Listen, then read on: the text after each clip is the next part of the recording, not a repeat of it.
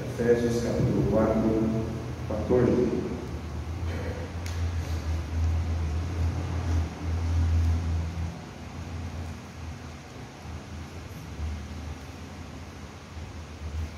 Quem achou diz amém? Vou perguntar de novo, quem achou diz amém? Amém. Então eu vou estar lendo aqui, os irmãos acompanhem com suas Bíblias abertas. Diz assim: para que não sejamos mais meninos inconstantes, levados em roda por todo vento de doutrina, pelo engano dos homens que com astúcia enganam fraudulosamente.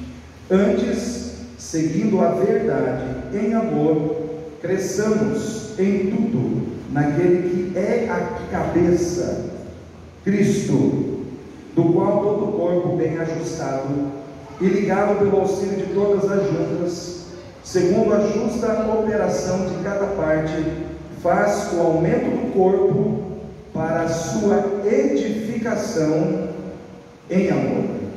Amém, queridos? Esses textos que nós acabamos de ler, eles são muito profundos. Algumas palavras-chave nós encontramos aqui: cabeça, verdade, amor, edificação, engano, doutrina, vento de doutrina.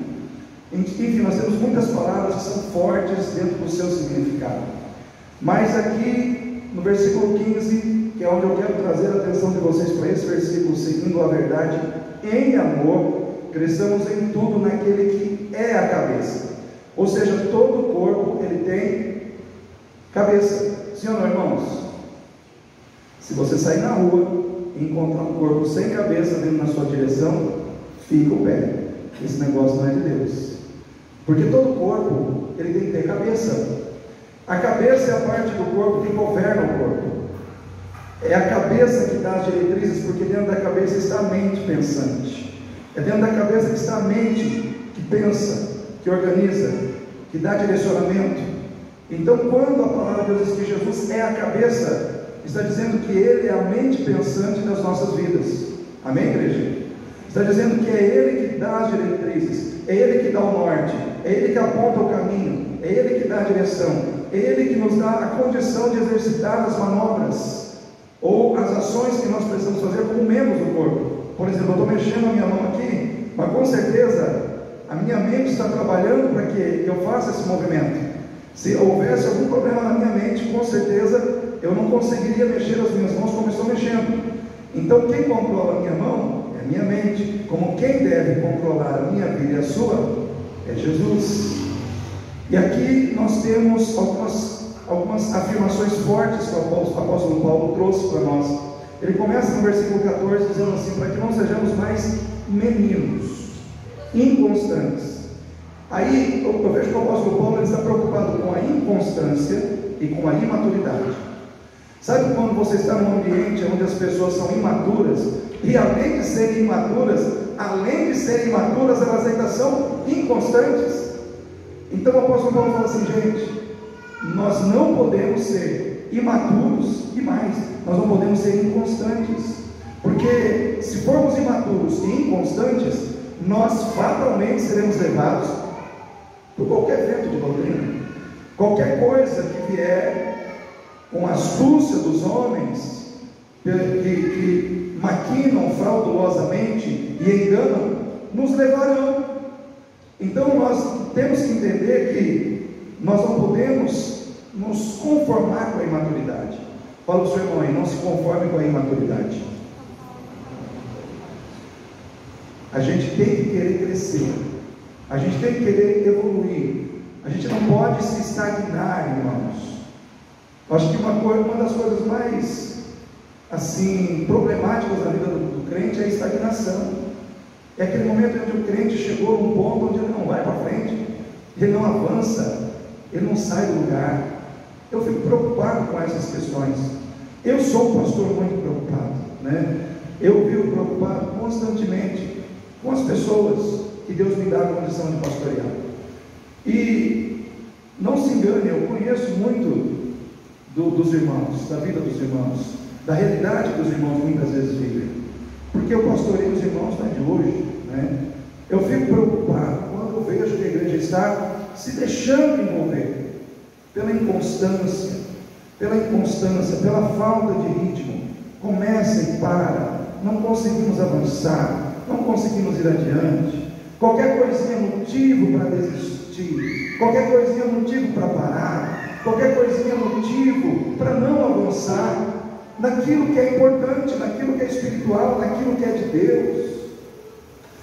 Mas em contrapartida a gente tem muita força para avançar em outras direções. E eu fico preocupado com a troca de prioridades da nossa vida, e fico preocupado quando as pessoas começam a perceber isso e não se preocupam com isso.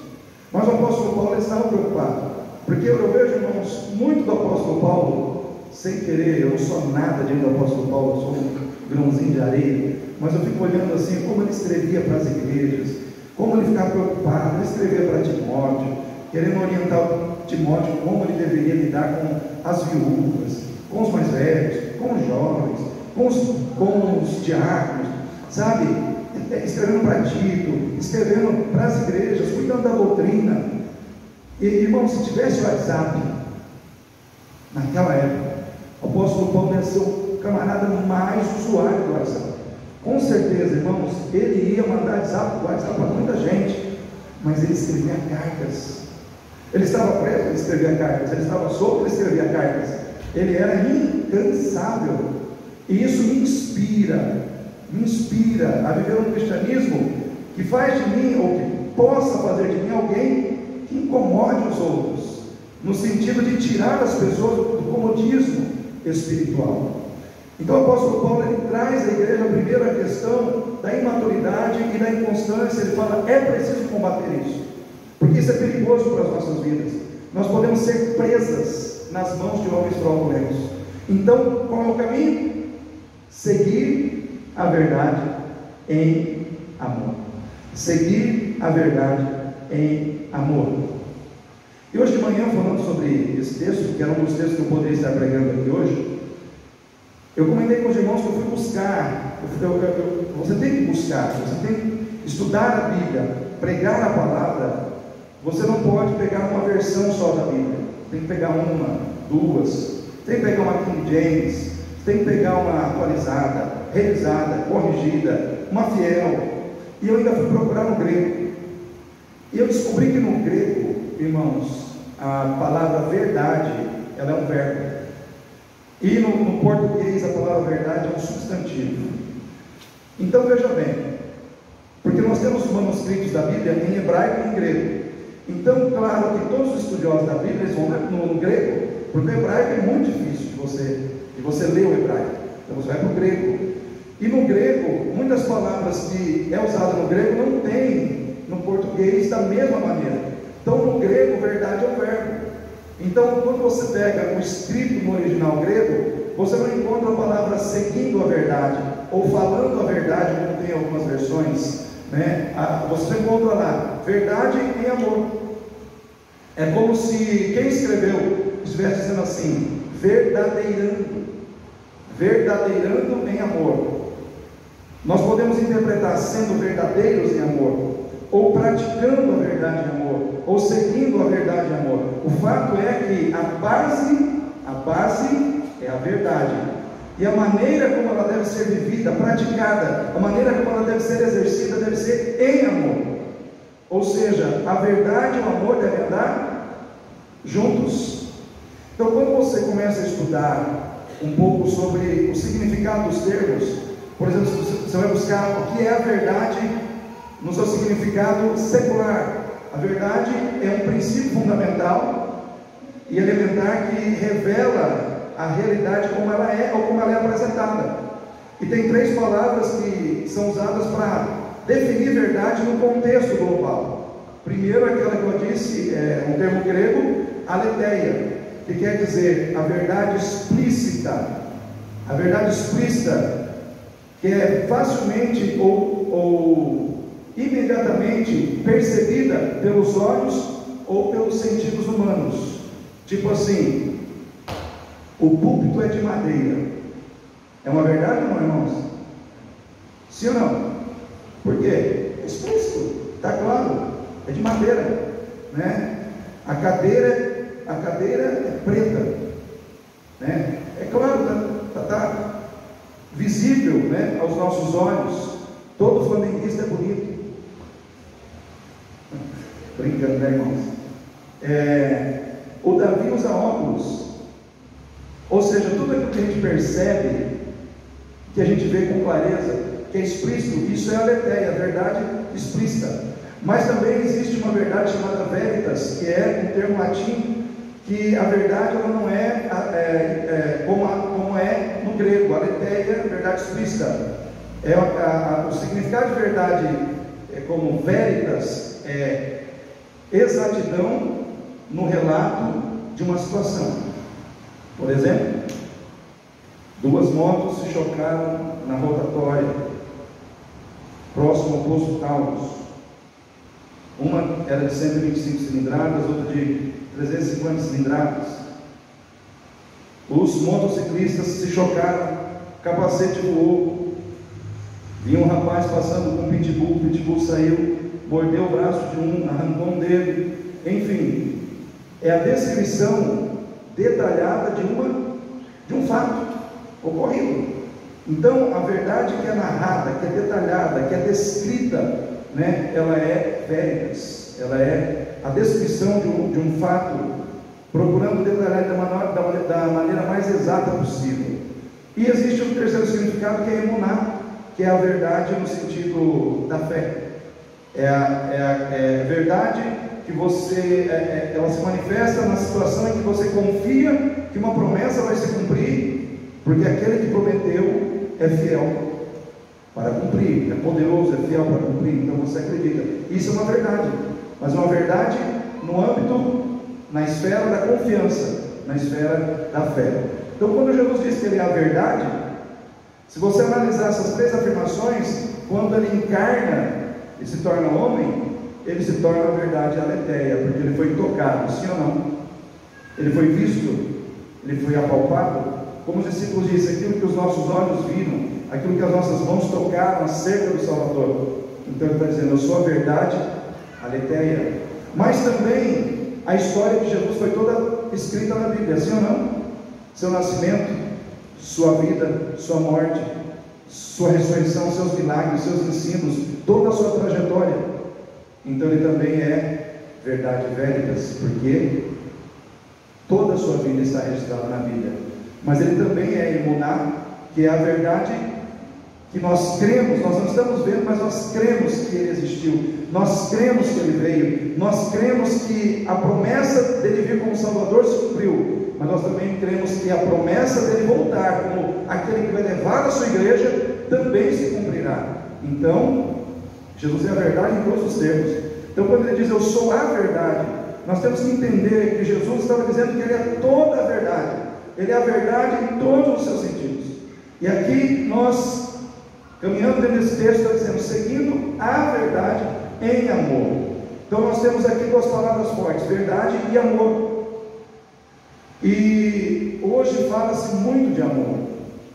O amor hoje, ele tem sido usado por grupos, por pessoas, como uma plataforma, muitas vezes, para defender comportamentos, ideologias, relacionamentos que ferem moralmente os princípios da Bíblia. O amor hoje ele tem sido uma plataforma que muitos têm usado para defender a licenciosidade, para defender, irmãos, a complacência com aquilo que é errado dentro do padrão da palavra de Deus. Porque quando eu falo de verdade, quando a Bíblia fala de verdade, nós temos que entender que o que está sendo falado de verdade aqui é a verdade bíblica. É a verdade bíblica, é a verdade que saiu do coração de Deus e foi revelada através da sua palavra. Então essa verdade, ela é a realidade das coisas como Deus vê. Então a realidade das coisas como Deus vê é expressa através da sua verdade. E aí eu me lembro da palavra do pastor Euquias Paim, pregando na primeira igreja, onde ele disse assim: hoje nós temos um grupo pequeno na sociedade que grita, que fala que defende situações que muitas vezes contrariam a verdade bíblica, mas nós temos um grupo muito grande que conhece a verdade, que está passivo e calado diante dessas situações. E essa palavra ela tem que mexer com a gente, porque esse grupo grande que está quieto, passivo, calado, somos nós, a igreja, porque nós estamos sendo intimidados a nos posicionarmos dentro do que, irmãos? Da verdade bíblica. E aí eu digo para os irmãos uma coisa, eu ia perguntar assim: qual que é mais importante, a verdade ou o amor? Uma pergunta até capciosa, né? Mas olhando aqui no contexto da palavra, nós temos que entender, presta atenção, porque senão você não vai entender o que eu quero te ensinar nessa noite. Até o amor, para ele ser vivido e entendido na sua plenitude, ele precisa da verdade. Vou repetir: até o amor, para ele ser entendido, vivido, praticado, ele precisa da verdade. Porque vamos imaginar que arrancasse da Bíblia 1 Coríntios 13. E 1 Coríntios 13 diz assim: o amor não é invejoso, o amor não suspeita mal, o amor não busca os seus próprios interesses, o amor, ele não se alegra com a injustiça, mas ele se regozija com a verdade. Ele se regozija com a verdade. O amor tudo sofre, o amor tudo crê, o amor tudo espera, o amor tudo suporta. Eu pergunto para os irmãos, se essa verdade sobre o amor não existisse no nosso entendimento, se essa verdade revelada na Bíblia, na verdade bíblica, não existisse na nossa mente, no nosso coração, será que muitos casamentos dentro da igreja já não teriam acabado? É uma pergunta que eu deixo para os irmãos refletirem.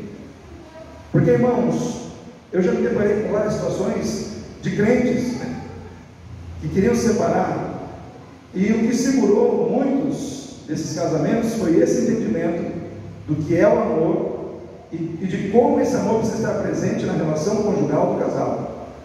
Porque se o marido ou a esposa não entendesse, à luz da palavra, que o amor é sofredor, ou seja, amar muitas vezes é ter que sofrer com o erro do outro, com a falha do outro, com a imperfeição do outro, sem desistir do outro. Eu lembro que uma vez num casamento, eu não lembro de cada vez tantos casamentos, falei: gente,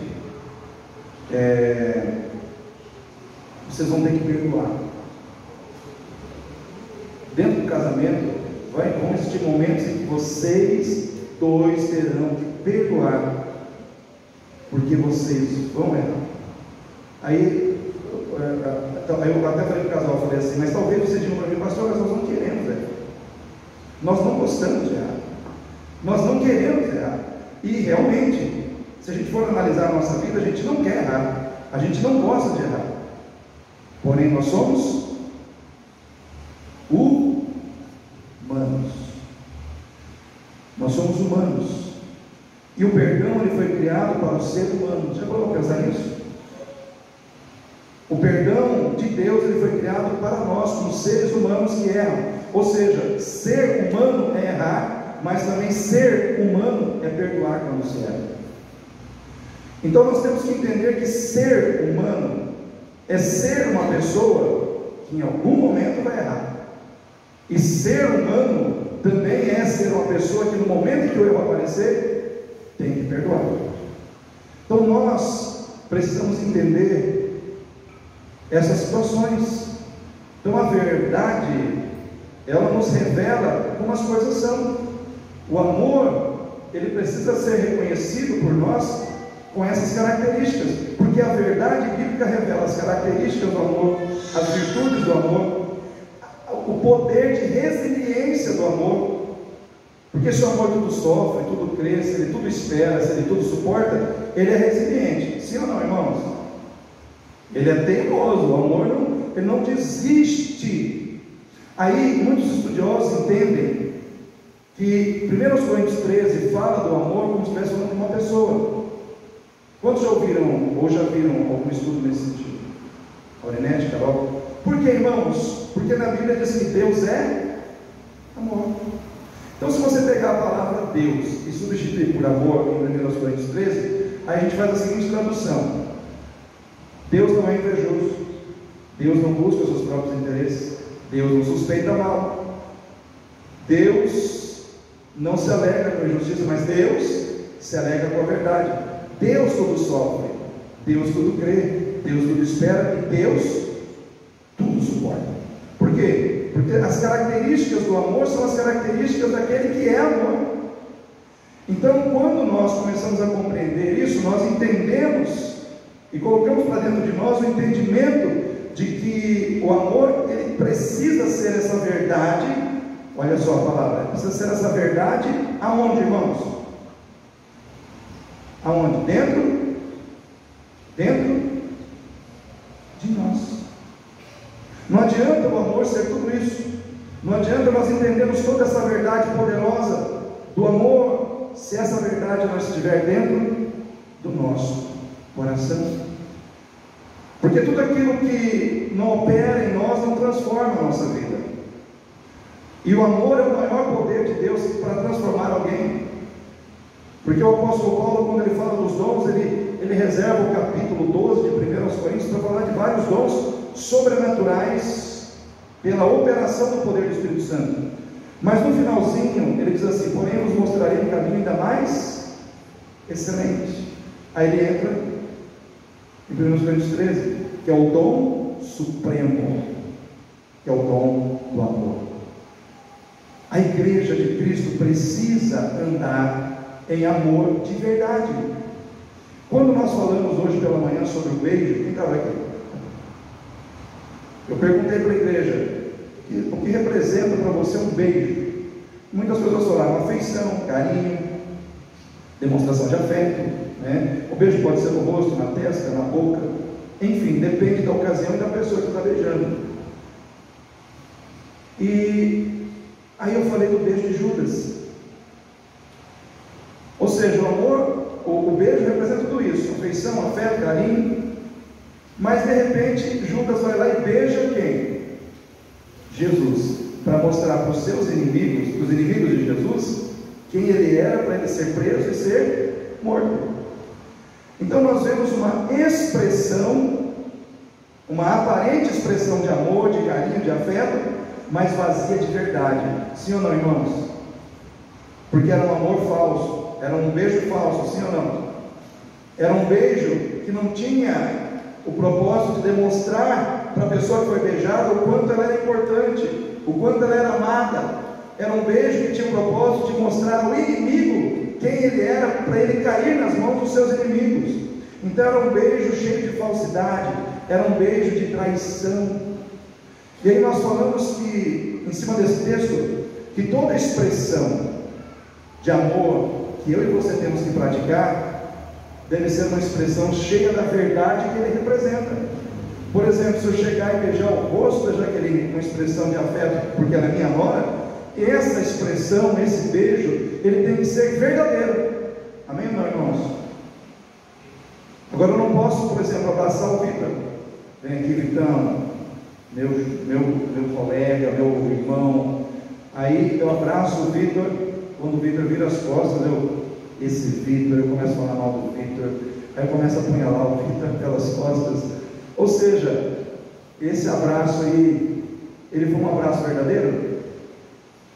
Eu fico pensando, irmãos, que muitas vezes na nossa vida nós temos que avaliar o quão verdadeiros nós estamos sendo com as pessoas, o quão verdadeiro eu estou sendo dentro da minha casa com meu cônjuge, o quão verdadeiro eu estou sendo na igreja com meu irmão em Cristo, que eu digo para ele que eu amo. Quando a gente canta aquelas músicas de comunhão que fala meu irmão, tem um pastor que diz assim, que é a hora que o crente mais mente, na hora que ele canta esses cantos: tu és importante para mim, né? Aí, na realidade, ele não é importante nada.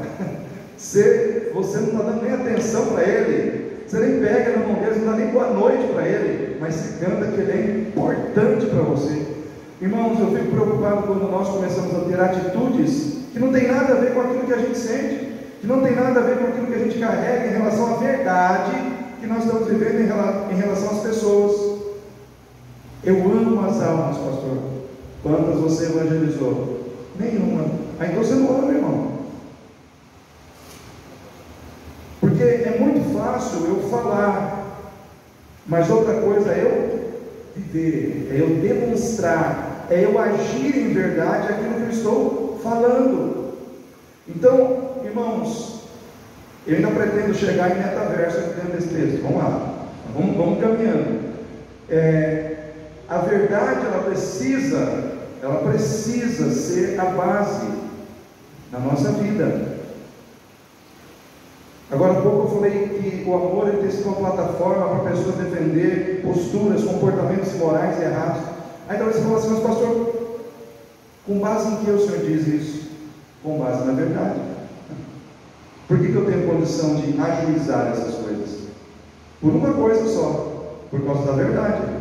Se não fosse a verdade, eu não poderia fazer esse juízo. O que me permite ajuizar corretamente o que é amor, o que não é amor, o que é condizente com o amor bíblico, o que não é condizente com o amor bíblico, é a verdade sobre a qual este amor está fundamentado.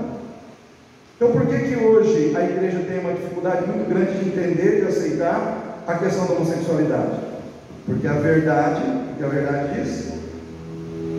O que a Bíblia diz, irmãos? Que Deus não aprova, sim ou não? Então a verdade, ela norteia o nosso julgamento, ela norteia a nossa postura. Se não tivesse a verdade hoje, talvez nós estivéssemos vivendo um amor licencioso, um amor complacente com aquilo que é imoral, com aquilo que é impuro, com aquilo que não é de boa fama. Mas o que norteia a nossa vida, irmãos? A verdade, a verdade.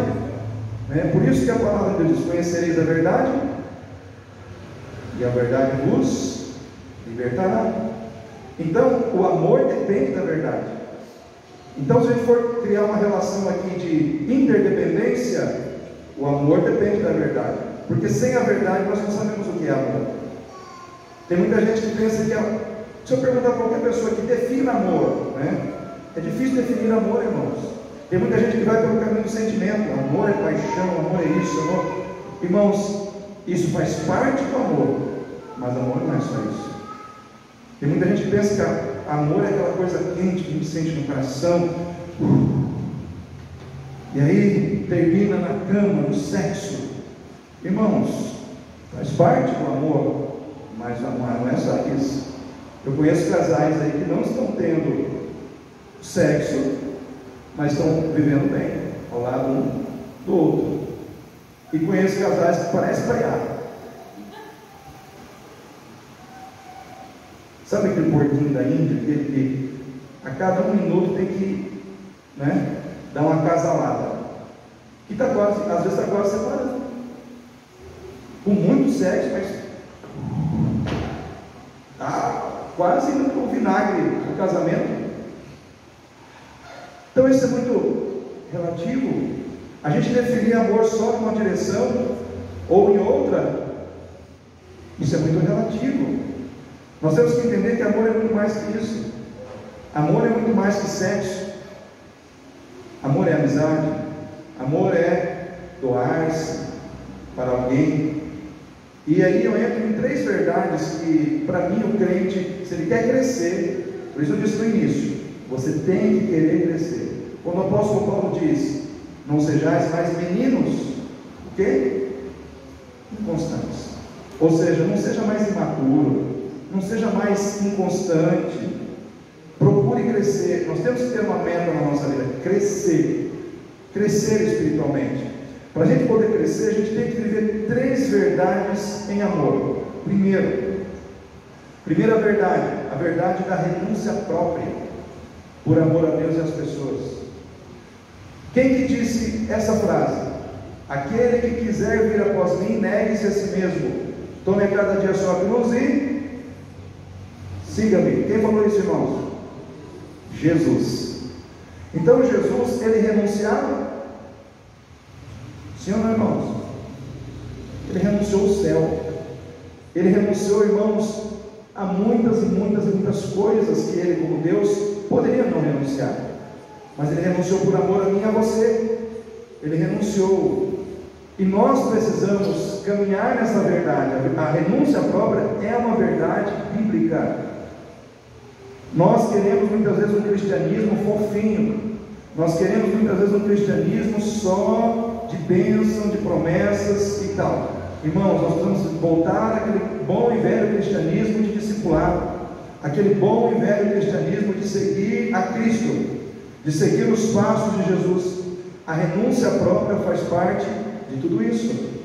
Aquela situação de eu ser aquela pessoa que eu só quero que as coisas aconteçam do meu jeito, porque o meu jeito sempre é melhor. Aquela pessoa que não abre mão, aquela pessoa que só quer receber, mas ela nunca está preparada para doar. Essa pessoa ela está demonstrando um egocentrismo ou um egoísmo. Aí eu pergunto para você, a meta do texto não é crescer em quem? Em quem que nós temos que crescer? Em Cristo. Cristo é egoísta? Cristo é egocêntrico? Então eu não estou crescendo em Cristo com essa postura. Eu não estou crescendo em Cristo com esse comportamento. Eu não estou crescendo em Cristo com essa posição. Eu estou estagnado. O meu egoísmo, o meu egocentrismo está me estagnando. Eu não consigo renunciar. Eu não consigo abrir mão da minha vontade pelo outro. Eu ouvi uma frase muito interessante que diz assim, que a pessoa imatura, presta atenção, senão você não vai entender o que é tudo. A pessoa imatura, ela reconhece o direito que ela tem de ser feliz. A pessoa imatura, ela reconhece o direito que ela tem de ser feliz. Porém, ela não reconhece na mesma proporção a responsabilidade que ela tem de fazer o outro feliz. Ou seja, quando é para ela ser feliz, ela reconhece. Mas quando ela tem que fazer alguém feliz, aí o negócio fica complicado. Então nós temos que entender que nós não podemos ser escravos das nossas vaidades. Amém, igreja? Nós não podemos ser escravos, irmãos, de egoísmo, de egocentrismo, sabe, de mimimi, de milindre. Qualquer coisinha me fere, qualquer coisinha me machuca. Eu não sou vaso de barro, eu sou um vaso de vidro. Se tocou em mim, eu trinco, né? Eu sou aquela pessoa que por qualquer coisinha eu já não quero ter relacionamento com aquela pessoa, eu não quero estar na igreja, eu não quero isso. Isso demonstra que você não está crescendo. Porque, irmãos, a igreja, ela precisa avançar. Nós precisamos servir mais, fazer mais a obra de Deus. Sim ou não, irmãos? Foi falado hoje aqui, nós temos uma reunião aqui hoje de manhã. E uma das coisas que foram apontadas aqui nessa reunião é que, infelizmente, nós, Igreja Batista de Aia, sempre são as mesmas pessoas que estão à frente de cargos. Sempre são as mesmas pessoas que estão trabalhando. Mas tem um grupo que não está afim. Tem um grupo que não quer. E aí, irmãos, nós precisamos trabalhar. Nós precisamos fazer a obra de Deus. Precisamos aliviar a carga do outro. Porque senão, esse discurso de amor nosso, ele fica muito vago, fica muito sem sentido, muito vazio. Deus me incomodou muito nessa palavra hoje, sabe? A gente ter esse bate-papo como igreja, de a gente discutir, entrar profundo nessas questões, porque às vezes a gente está acostumado a chegar aqui, ouvir uma boa palavra e ir embora. Mas não podemos ser assim. Nós precisamos refletir seriamente sobre a nossa vida, sobre a nossa postura, sobre que verdade que nós estamos vivendo. Qual é a verdade que está fundamentando o amor que eu digo que eu tenho? O texto diz, seguindo a verdade em amor. Que verdade é essa que está sendo a base do amor que eu estou demonstrando para as pessoas? Então, a gente precisa avaliar estas questões. A renúncia faz parte de uma vida com Deus. Então, a pessoa imatura, ela quer ser feliz, mas ela não está preocupada se ela está fazendo o outro feliz. Então, imagina um casal onde só um está preocupado em fazer o outro feliz. Só estou dando assim. Imaginando, não vou aqui. É você, irmão, Deus está me revelando, né? Não vou usar de subterfúgio. Mas, irmãos, imagina um casamento onde um está preocupado em fazer o outro feliz, mas o outro só quer ser feliz. Vai ter briga, irmãos? Vai ou não vai, irmãos? Fala mais alto, igreja. Vai. Alguém não vai estar bem nessa história. Alguém não vai estar satisfeito. E uma pessoa não fica insatisfeita por muito tempo. Chega uma hora que estoura. Chega uma hora que rompe. Porque o relacionamento tem que ser bom para os dois. Ele não pode ser bom só para um. Todo relacionamento de amor, ele tem que ser bom para os dois lados. Se eu amo a Deus e Deus me ama, o relacionamento não pode ser só bom para mim, tem que ser bom para Deus também. Amém, igreja? Tem que ser bom para Deus. Deus tem que estar feliz comigo, porque eu sou uma pessoa que sei demonstrar amor a Deus do jeito que Ele quer que eu demonstre. Então essa é a primeira verdade. A segunda verdade que nós devemos seguir em amor é a verdade da coragem e da fé para enfrentar a morte física todos os dias desse mundo. Todos os dias você tem que ter coragem para olhar para a morte e dizer: morte que vem com pandemia, através de pandemia, de guerra, de língua comprida dos outros, vem de tudo quanto é jeito. Eu não tenho medo de você. Sabe o que está acontecendo hoje? Uma igreja amedrontada, uma igreja com medo. Qualquer coisinha, surgiu a doença XYZ,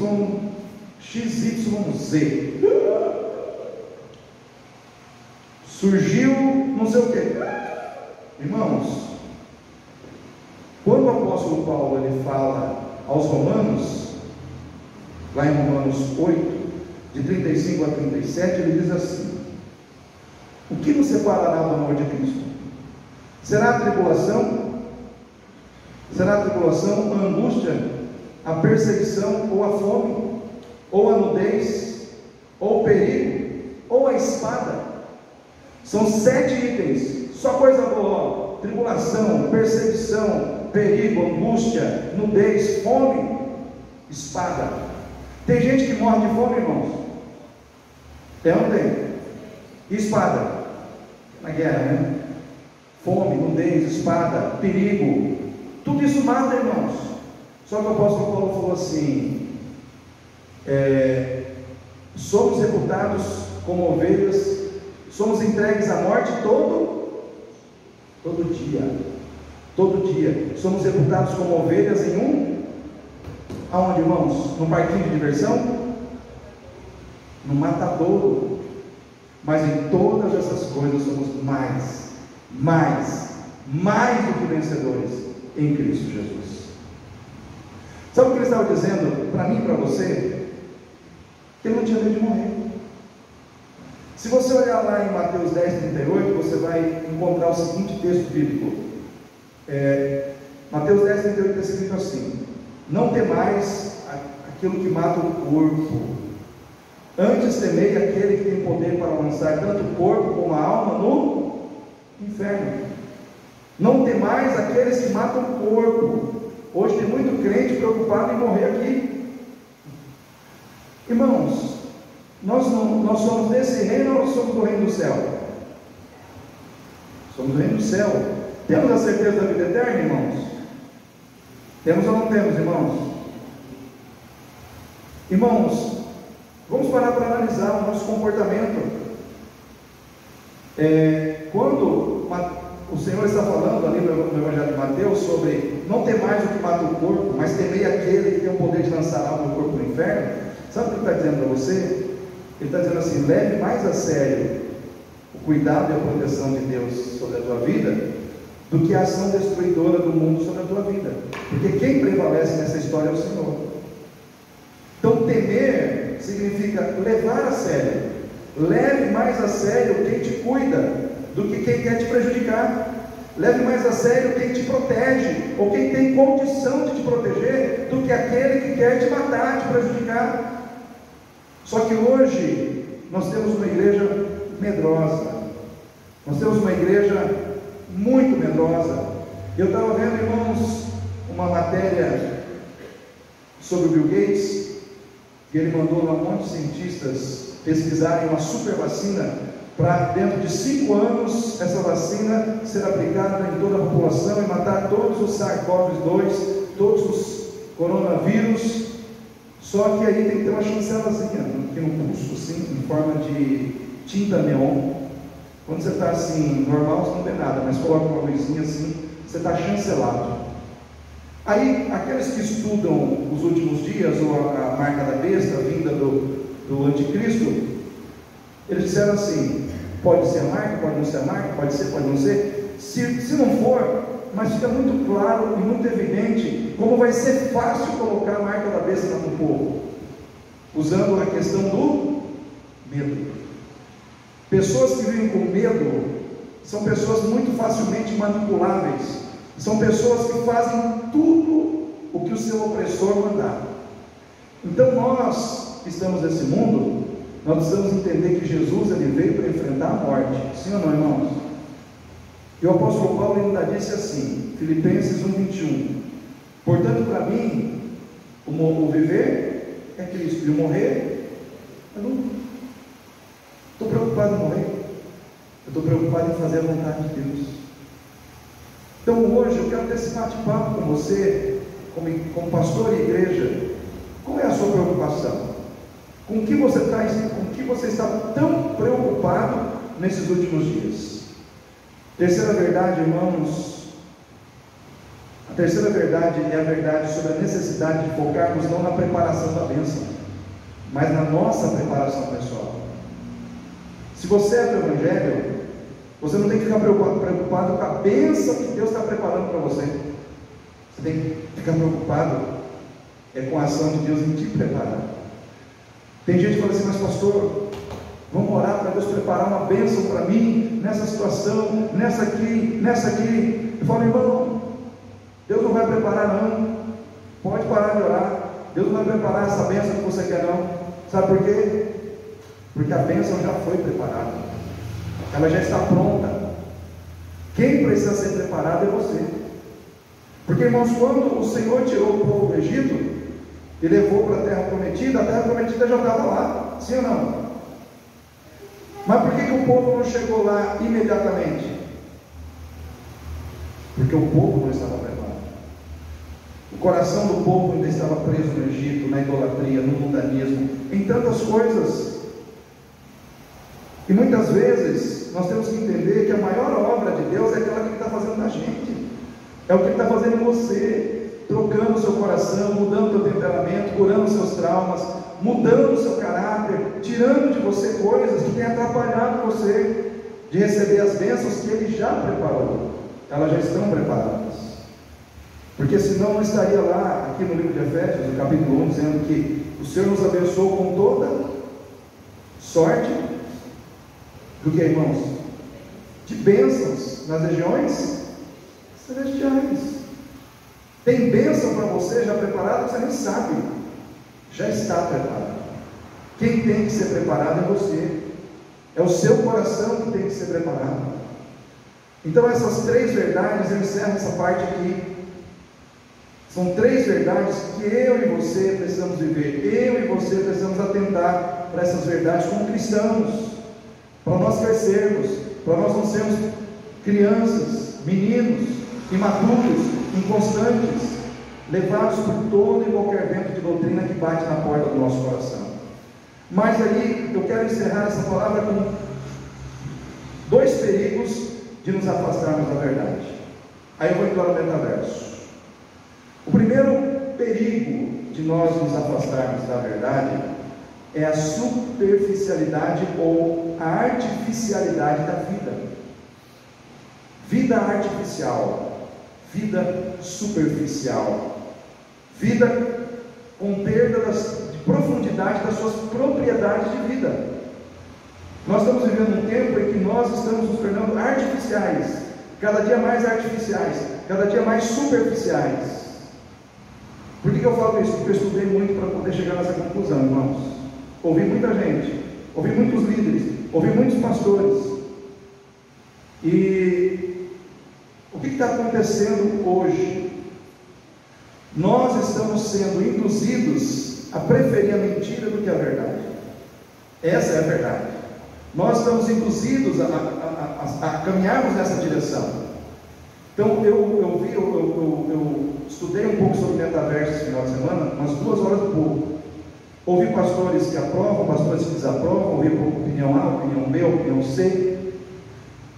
E muitos disseram o seguinte: toda tecnologia, toda ciência, ela não é mais mesma. O que torna lá é o mau uso. Por exemplo, a internet, o YouTube, né? Todas são tecnologias que, se nós usarmos de forma errada, se torna ruim. Se usarmos da forma certa, se torna bom. Aí é aquela história. Muitos defendem a ideia de que, assim como o YouTube hoje é usado para levar pregações, mensagens do reino de Deus e tudo mais, qualquer tecnologia nova que surgir pode ser também aproveitada de alguma maneira. Ok. Mas eu também ponderei, irmãos, sobre a questão do exagero, no sentido de mergulhar as pessoas no mundo irreal.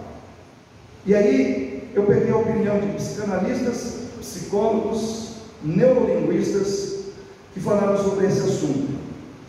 Na visão de muitos psicólogos, psicanalistas, neurolinguistas, eles fecharam nessa opinião, muitos assim fecharam nessa opinião, que quando a pessoa é transferida do universo real em que ela vive, que é um universo marcado por dor, por imperfeição, pela vida, né? Porque a vida é assim: imperfeição, dor, dificuldade, problema. Ela é jogada no mundo irreal, onde, se ela é gordinha no mundo natural, lá ela arruma um avatar magrinho, já começa por aí, né? Aí ela começa a viver uma realidade paralela, onde tudo é perfeito ali. Quando ela sair de lá e voltar para o mundo real, ela vai sofrer um impacto na sua mente. O aumento da depressão é, na visão dos psicanalistas, dos psicólogos, é algo que vai acontecer muito mais pessoas depressivas, muito mais pessoas, vamos dizer assim, que vão querer trocar esse mundo real, pelo mundo virtual. Então a confusão mental vai ser um outro problema que vai começar a surgir de uma maneira muito forte, principalmente na cabeça dos jovens.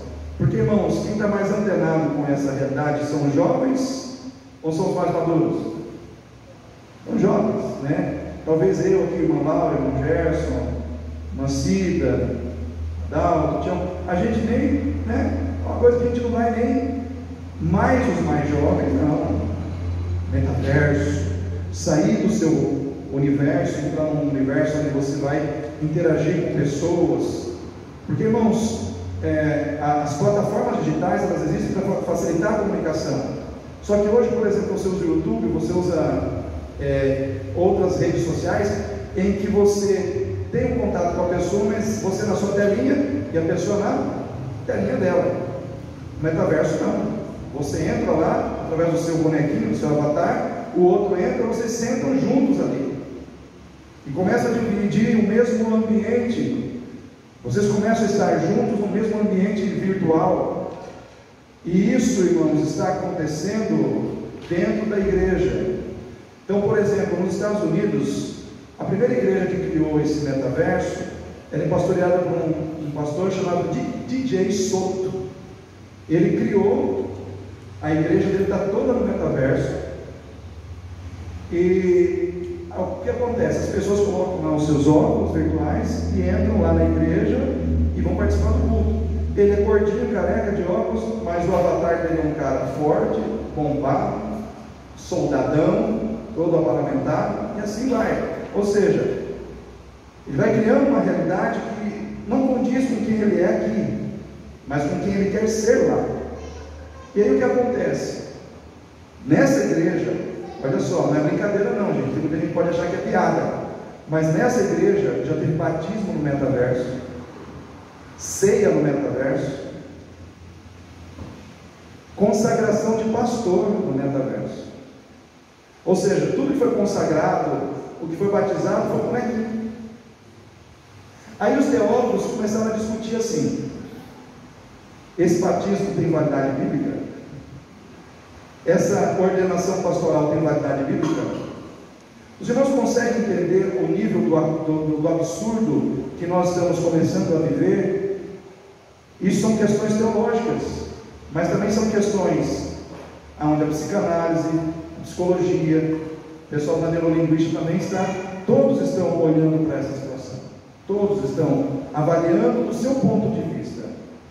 Mas a teologia entrou aí, por quê? Porque a Igreja Batista da Lagoinha, que é super famosa no meio evangélico, é a primeira igreja que criou o metaverso da Igreja Batista da Lagoinha. Ou seja, já está lá. Aí eu fico pensando assim, irmãos, quando Jesus voltar, quem vai subir? O seu bonequinho ou você? Quando Jesus voltar, ele vai resgatar você ou o bonequinho do metaverso? A gente tem que começar a parar para pensar que não adianta eu criar um bonequinho num universo paralelo e colocar toda a santidade nele e colocar nele toda a justiça, mas eu não viver isso na minha vida real. Porque quando o Senhor voltar, ele não vai entrar no metaverso para levar o seu boneco, ele vai querer levar você. Você que tem que responder para Deus como você está vivendo. Quem já assistiu uma série da Netflix chamada Black Mirror? Teve um episódio em que um camarada, o amigo dele convida ele para entrar no metaverso, e lá no metaverso, esse camarada que entrou no metaverso, pai de família, marido, pai de filhos, marido, só que ele entra no metaverso e lá ele pega um avatar de uma mulher. Ou seja, pai de família, pai de filhos, marido de uma mulher. Ele entra no metaverso e assume o corpo de uma identidade feminina. Ou seja, ele nega a sua identidade masculina, assume uma identidade feminina. E no metaverso ele tem relação sexual com seu amigo. Os irmãos conseguem entender essas questões? São as questões que a moçada, os meninos, estão entrando. Mas pasmem, igrejas também estão entrando. Porque, irmãos, porque hoje, vou ser bem sincero com vocês, em muitas igrejas, a igreja deixou de ter uma visão espiritual, virou o comércio da fé. A visão hoje de muitos líderes é: eu preciso ter uma igreja que está na crista da onda, eu preciso ter uma igreja que é top, eu preciso ter uma igreja que está antenada com a tecnologia, eu preciso ter uma igreja que seja moderna. E isso eu estava discutindo com o pastor Josiel na caravana missionária ontem. Estava o pastor Fabiano, que é o presidente das CIBAMs, nós três começamos a sentar para discutir esses assuntos. E o pastor Josiel falou algo muito interessante. Ele falou assim: pastor Galdinei, problema, isso aconteceu também conosco batistas. Ele falou na reunião da Ordem dos Pastores, a nível Brasil, que eu participei, um pastor de Minas queria que nós, Convenção Batista Brasileira, criássemos o metaverso da convenção. Aí foi discutido lá e, graças a Deus, nós não aceitamos. Porém, o que acontece muitas vezes conosco no meio batista, acontece nas outras igrejas históricas. Aí eu coloco a presbiteriana no meio, eu coloco as outras. Muito dentro dessas igrejas, da qual eu faço parte, porque eu também sou batista, o que é muito mais valorizado às vezes na vida de um líder é a sua vida intelectual e a sua formação intelectual. Quantos doutorados tem, quantos mestrados tem, quantas faculdades tem. Ou seja, você tem que ser uma pessoa super intelectualizada, uma pessoa super formada, ter vários doutorados, vários mestrados. Mas a vida devocional está relacionada com quanto tempo de joelho no chão você tem, ou quanto tempo de leitura da palavra, ou quanto tempo de compromisso com Deus de verdade. Isso não era levado muito em conta. E aí ele me confidenciou que um pastor que pastoreava aqui em Campo Grande, agora está em Dourados, pastor Flávio Zambuja, pastor Zaço, ele foi meu professor na faculdade teológica, homem de Deus. Ele pastoreava uma igreja em Belo Horizonte, Minas Gerais. Ele pastoreou 3 meses essa igreja só, porque era uma igreja de gente muito rica, era empresários de mega empresas. Qualquer pastor gostaria, financeiramente falando, de pastorear essa igreja, porque o salário era alto, muito alto. Só que um belo dia, esses mega empresários chegaram para ele e disseram assim: pastor, é o seguinte, o senhor está pregando aqui muitas vezes nos domingos aí, vida com Deus, abandono do pecado, conserto no casamento. A gente não quer ouvir isso não. Nós somos empresários muito preocupados, temos muitas empresas, viajamos a semana inteira e a gente ganha muito dinheiro, investe inclusive nessa igreja. A gente precisa de uma mensagem que o senhor pregue no domingo à noite, que nos ensine como ganhar mais dinheiro, que nos ensine, que nos capacite a termos estratégias de como sermos mais bem-sucedidos nas nossas empresas. Aí ele falou assim: pois bem, eu vou dar uma resposta para vocês. Eu não sirvo para ser pastor dessa igreja. Assim como eu vim, assim também eu saio. Porque vocês não precisam de um pastor, vocês precisam de um coach. Vocês precisam de um palestrante motivacional. Eu não sou palestrante motivacional e nem sou coach. Eu sou pastor. E aquilo que Deus me mandar pregar, isso eu pregarei. Ele saiu. Então hoje existe uma realidade que está sendo vivida ali fora, que às vezes nós não estamos percebendo, mas nós fazemos parte de tudo isso. Eu pastoreio a Igreja Batista em Itatiaia. E eu lembro que uma vez uma pessoa falou para mim assim: pastor, você está pastoreando em Itatiaia? Eu bastante tempo. Era uma pessoa do campo missionário da convenção.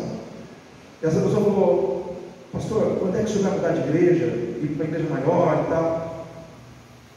Eu falei: olha, não tenho essa pretensão não. Não quero ir para uma igreja maior, não quero. Mas o senhor não quer ir para uma igreja maior? Eu falei: não, eu quero pastorear a Igreja Batista em Itatiaia até Jesus voltar. Ou até o momento que os crentes lá enjoarem da minha cara, fizer uma assembleia e me tirar. Até lá, eu pretendo pastorear uma igreja, Igreja Batista em Itatiaia. A pessoa ficou assustada comigo. Falou: nunca vi uma postura assim. Eu falei: então, está vendo agora, né? Sempre é a primeira vez, chegou para você, né? Então, irmãos, nós temos que saber o que nós queremos. Eu sei o que eu quero. Eu não quero ser pastor de uma mega igreja, ganhar 20 mil reais. E muita gente tem essa pretensão, não tem nada contra. A minha pretensão não é essa. Minha pretensão é pastorear o rebanho que Deus me deu. Só que metaverso é mentira. Metaverso é engano. Pode ter sua utilidade? Pode até ter. Bill Gates disse que o metaverso é o futuro e que as grandes empresas vão fazer as reuniões com seus líderes através do metaverso.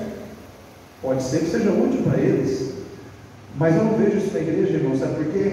Eu vejo que se a igreja entrar por esse caminho, a igreja vai se tornar mais superficial do que já é. Nós vamos perder profundidade em relação à vida. Teve um pastor goiano. Gostei muito do que esse pastor disse. E ele, além de pastor, é agricultor. E ele usou o exemplo das árvores. Eu achei tremendo esse exemplo que ele deu. Ele falou assim: nós, aquele sotaque goiano, né? Nós temos um problema com o inverno. A gente não gosta do inverno. Aqui em Goiânia, eu não gostava do inverno, porque sempre quando eu olhava para o inverno, via tudo seco, a grama secava, tudo ficava feio. E ele morou fora do país, ele morou no Reino Unido. Ele disse que lá no Reino Unido também as árvores ficam peladas, secas. E ele falava: nossa, mas fica feio demais. Só que ele foi estudar. E ele descobriu que o inverno é o momento em que as plantas, por exemplo, no Reino Unido, elas passam por um estresse térmico de frio. Nesse estresse térmico de frio, aquela planta que perdeu todas as suas folhinhas, ela fica ali buscando da terra, sugando o máximo que ela pode com as suas raízes, para ela se manter viva até a primavera. No Brasil, as plantas passam por um estresse hídrico, porque a água aqui, lá é o frio, aqui é a seca. E tanto o estresse hídrico como o estresse térmico, ele tem o mesmo objetivo: levar a planta a passar por um estresse que vai levar ela a desenvolver uma força a mais, para ela buscar mais nutrientes, para buscar mais recursos no solo, e ela se encher encher de nutrientes. Quando vem a primavera, ou quando ela começa a dar os frutos, a planta que passou por esse estresse, os frutos que ela produzirá, eles serão muito mais nutritivos, muito mais cheios de vitamina, muito mais consistentes. E aí ele disse assim: hoje nós vemos um tempo em que, em função de se ganhar dinheiro, a quem comercializa a fruta não está mais preocupado em fazer as plantas passar por esse estresse. Elas precisam produzir frutos para vender o ano inteiro. Então eles produzem um estresse químico, geram um fruto bonito, mas sem proteína, sem vitamina, insosso, fraco. Você morde, aquele fruto é um fruto fraco de proteínas, fraco de vitaminas. Então, quando nós, como crentes, aceitamos o que nos é proposto na artificialidade de uma vida, sem muita dificuldade, sem muito estresse, sem muito problema, nós começamos a ser um crente como esse fruto, bonito por fora, mas sem consistência por dentro. Eu achei esse exemplo incrível, irmãos. Quantos de nós tem sido assim? Um fruto bonitão por fora, mas sem consistência espiritual por dentro. Quantos de nós tem vivido uma vida assim? E nós temos que pensar, porque a verdade, ela vai definir muita coisa na nossa vida. Encerrando essa palavra, o último perigo é o perigo de sermos enganados pelo diabo, apostatarmos da fé e perdermos a nossa salvação. Aí eu peço para você abrir sua Bíblia em 2 aos Tessalonicenses.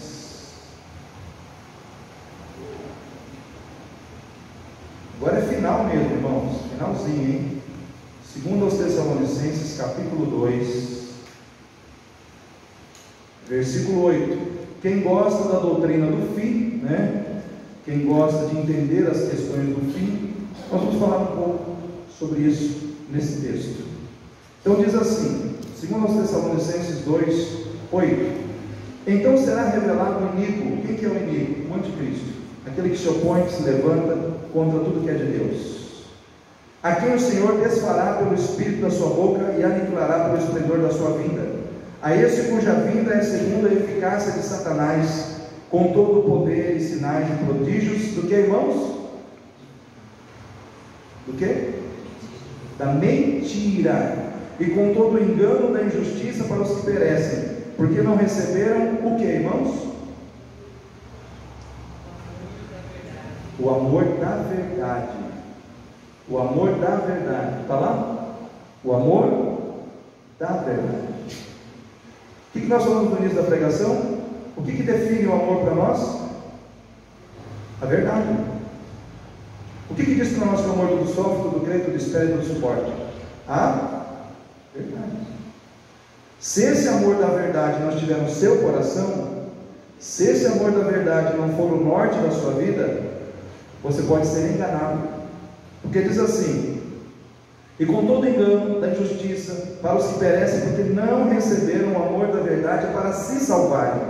Por isso Deus lhes enviará a operação do erro, para que creiam a mentira, e para que sejam julgados todos os quantos não creram que a verdade, antes tiveram prazer na iniquidade.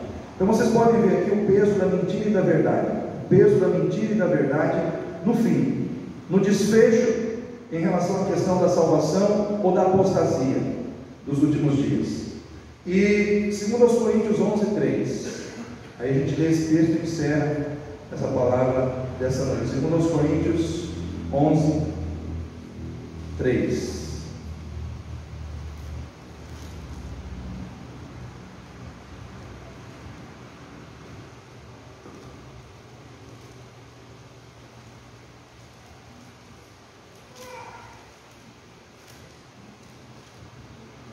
Segundo Coríntios 11, 3, na minha versão diz assim: mas temo que assim como a serpente enganou Eva com a sua astúcia, assim também sejam de alguma sorte corrompidos, o que, irmãos?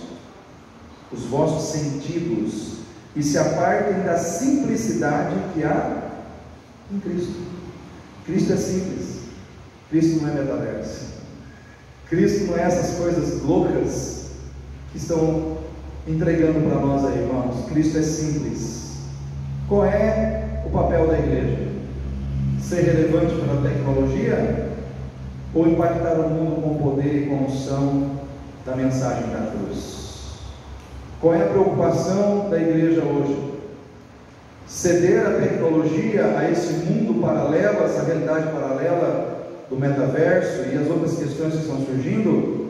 Ou varrer, irmãos, varrer no meio da igreja toda essa teologia do diabo, da hipergraça, da teologia integral, de toda essa teologia que tem vindo para acomodar os crentes no pecado? Qual é o papel da igreja?